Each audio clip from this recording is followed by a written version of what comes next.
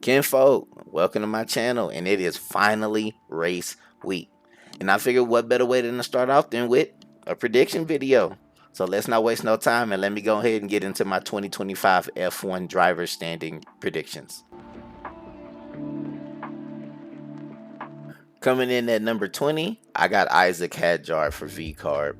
I just don't think that the car is going to really be that good, and every other driver on the grid has either more actual F1 races than him, was ahead of him in a previous championship, or they're in a way better car than he is. So I don't really think he has much that he can do. But I will admit that I haven't watched very much of him. Coming in at number 19, I got Jack Doohan racing for Alpine. Um, you might say that he probably should be in 20th with the rumors that he's going to get replaced after like 6 races, but I'm thinking if he stays there, he didn't really show too much in his one race last year in Abu Dhabi, but at least he has some F1 experience, I guess. So he's here at 19. At number 18, I got Gabriel Bortoleto. This guy's won, he was the F3 champion 2 years ago. He was the F2 champion last year. So I just think that he's probably pretty good. I mean, the last person who did that was Oscar Piastri, and you can see how well he's doing. So I think, yeah, Gabriel's probably next up. He's just in a pretty bad car, so he probably won't be any further up than this. Coming in at number 17, I got Nico Hulkenberg. Now, obviously, I think he's going to be better than all the rookies. But he's still in the Sauber, and that car is not. It's terrible, honestly. Could be better this year, but it doesn't look that way so far. So I'm thinking he's probably going to be towards the back. He'll probably pick up some points here or there, but the car's really going to hold him back. Coming in at number 16, we got Ollie Behrman. I mean, he's decent. The Haas is decent. He did well in the Ferrari last year. He did alright in the Haas last year. I think he'll be fine. He'll probably be in a position to get some points here or there. And number 15, I got my boy Yuki Tsunoda for V Card. I mean, I think Yuki's pretty good. I just don't think the car is any good. People say that it's probably going to be the second worst car. But I still think Yuki, I mean, he showed last year he can still fight for that 10th, 9th place. So I think he'll probably pick up points here or there, but he won't be in a position to really get much further than this. At number 14, I got Alex Albon. I know what you're thinking. Damn, 14th? But remember, last year, along with Logan Sargent, he was sitting there crashing the Williams almost just as much as he was. I think he's a pretty good driver. I think Carlos might take it to him this year. And I think this is probably going to be the peak of what he achieves unless he can really get that crashing thing under control. At number 13, I got Pierre Gasly racing for Alpine. I think the Alpine's probably better. I think now that he's not racing along with his biggest op in Esteban Ocon, he can probably race a little bit better knowing that his teammate won't try to take him out just to get a better place than him. So, yeah, I think he'll be better this year. At number 12, I got my boy Bestie, Esteban Ocon.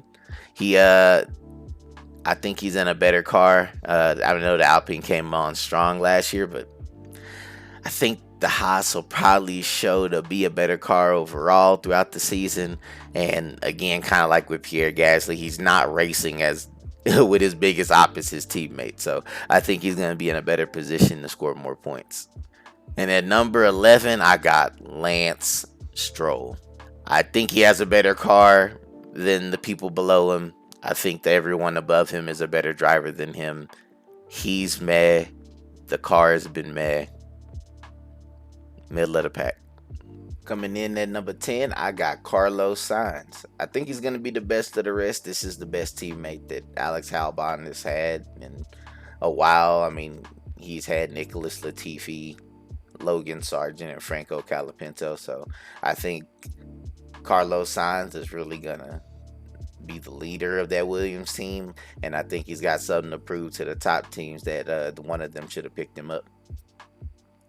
At number 9, I got Fernando Alonso racing for Aston Martin. I feel like, I don't know, man. I almost feel like he going through the motions, just waiting until his contract's over so that he can retire. Early on, when the Aston Martin was good, it felt like he was motivated, but now that it's just kind of I don't really feel like he cares that much. And I mean, he's always going to be beating his teammate Lance Stroll, so it's not like there's even that much of a competitiveness for him to fight against his teammate. So I think this is about where he caps out. At number 8, I got Kimi Antonelli racing for Mercedes this year. He's young, but he is aggressive, and I love the way they race. I watched him in F2. I went back, tried to watch some tape of him before, and I just think he really is going to be next up. I think the Mercedes is going to be pretty decent, and he won't be as good as George, obviously, since it's his first year, but I think he'll be on track to do great things. At number 7, I got Liam Lawson racing for Red Bull this year. I think he's going to be better than Kimi Antonelli. Obviously, he has more actual F1 races under his belt. Well, Kimi has none. So, but I think every driver that's going to be above him has way more experience, and the Red Bull's going to be a pretty good car no matter what. So, I think he'll be right here. And number 6, I got George Russell. I just don't know about the Mercedes. I don't know. I mean, it could be a lot better this year, but it seemed like it was last year hanging around that third to fourth, and sometimes it was fourth to fifth best car. I think George is a really good driver. I think he makes more mistakes than the people who are going to be above him on this list. So I just can't see him being any further up. Starting off my top 5, I got Oscar Piastri racing for McLaren. I honestly wanted to put him a lot higher on the list, but I think he's kind of a long shot to win the Drivers' Championship, and I think the people ahead of him are definitely actually in the running to win the championship this year. Not saying that he can't, because, I mean, from year 1 to year 2, giant growth, so I'm expecting the same thing from year 2 to year 3. At number 4, I got Charles Leclerc. Unfortunately for him, I think Ferrari's probably going to side more with Hamilton to try to get that 8th championship, because it would be a lot more historic. So I just don't think he's going to get favored in the races, and then I think Hamilton's probably going to take quite a few points off of him. So I just don't really think he's going to have that chance this year to get enough points to be the world champion. At number 3, we got Max Verstappen. I mean, honestly, he could probably be number 1 or number 2. It all just depends on how poorly the Red Bull car performs. He's that guy. He's proven that he's a 4-time champion. He's always going to be in the mix. And I'm thinking that Red Bull probably has the second best car. So we'll see. Coming in at number 2, I think it's going to be Lewis Hamilton. Ferrari's really going to be pushing to try to get that 8th legendary championship. I think Ferrari's also probably got the second best car, at worst probably the third best car, and Lewis Hamilton has shown even last year that he can win races if he feels comfortable with the car and the car is performing well. And coming in at the top spot, I got Lando Norris winning the championship this year, racing for McLaren. I think everything's set up for him to win everything. Like, he's already won races, so he's got that off his back. He ended the season last year almost trying to come back for the championship, so he's got some experience doing that now.